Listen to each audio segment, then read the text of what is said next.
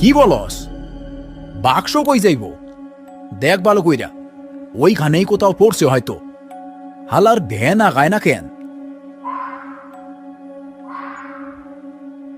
কি করস মতি? দেখস না ভ্যানের চাকা পাথরে লাইগা রইছে? ধাক্কা দে।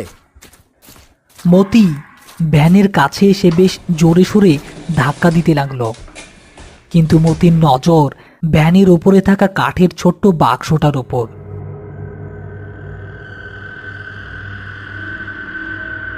শাহাবুদ্দিন একটু জোরে ভ্যানটা টান দিতেই চাকাটা পাথরের উপর দিয়ে চলে এলো, আর সেই ধাক্কায় মতি স্পষ্ট দেখল লাশের হাতটা বাক্সটাকে এক ঝটকায় মুঠ মেরে নিজের হাতে নিয়ে নিল। ভাইজান, লাশটা লাশটা বাক্সটা হাতে নিছে। তুই কি পাগল হইলি মতি? মরা লাশ কেমনে বাক্স ধরবো? আজাইরা ভয় পায়া। শাহাবুদ্দিন কথা শেষ করতে পারল না। সে দেখল মতি ভ্যানের কাছে দাঁড়িয়ে ভয়ে ভয়ে কাঁপছে এবং লাশের দিকে আঙুল তুলে ইশারা করছে।